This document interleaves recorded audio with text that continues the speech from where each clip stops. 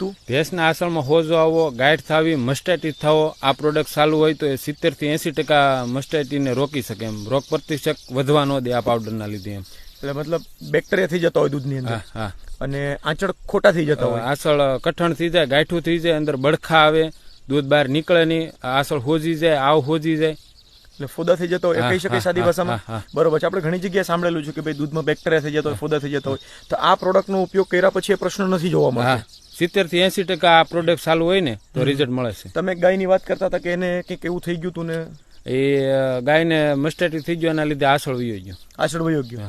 અને અત્યારે તમે રેગ્યુલર પાવડર આપો છો? આ 2 વર્ષથી ભેંસોને પાવડર આપું છું, એના લીધે 70 થી 80% એ પ્રશ્ન નથી આવતો. એટલે તમારે મેજોરિટી ભેંસોની અંદર એ પ્રશ્ન જોવા જ નથી મળતો. નહીં. અને આ પ્રોડક્ટ નહોતા આપતા એની પહેલા તમને પ્રશ્નનો કેવો પ્રશ્ન રહેતો? એ પ્રશ્ન બહુ રહેતો. ત્યાં નબળી હોય એના લીધે અમુક 4-6 મહિને મસ્ટાઇટિસ થઈ જતો.